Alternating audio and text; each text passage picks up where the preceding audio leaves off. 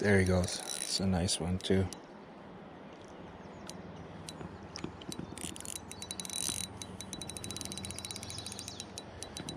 It's a nice fish, you guys. Starting to feel like summer here in Connecticut.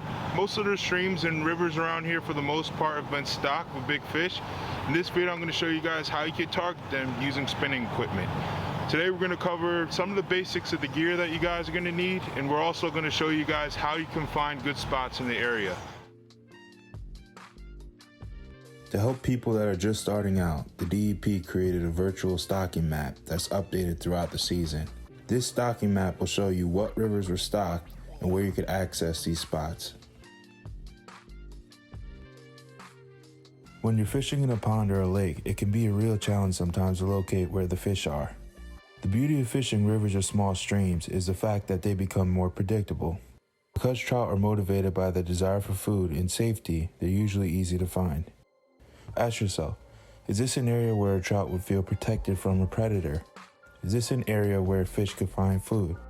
Look behind current breaks where a trout can stay without expending energy. In these current breaks, trout will ambush small bugs, crayfish, and minnows as they drift downstream. Live bait is usually the most effective way of catching trout. Earthworms and mealworms are my favorite go-to baits to use. You can rig them with a bottom setup or floats.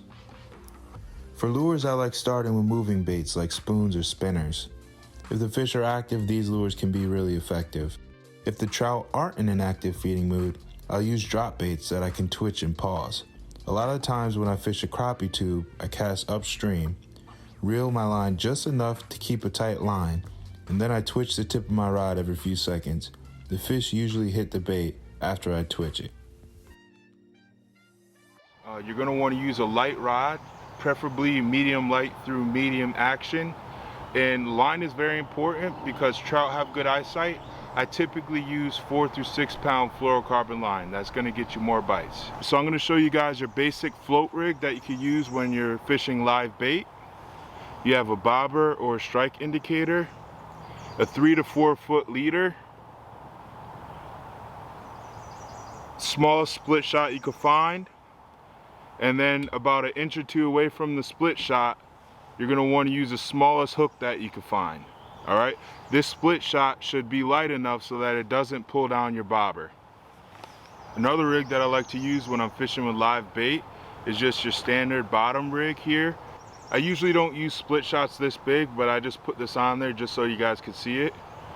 All right, split shot is about 1 foot away from your hook. And the same deal, smallest hook that you can find. Pinch your barbs if you're not keeping them.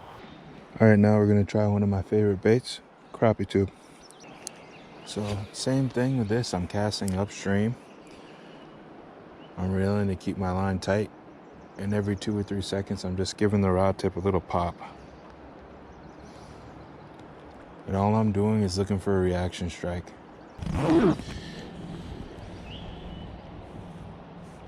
Now all I'm doing with this float setup is casting upstream, keeping a tight line. So I'm reeling it so there's no slack, and I'm trying to get a natural drift downstream.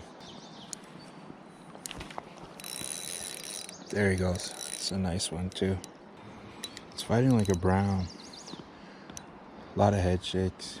Didn't jump. Ooh.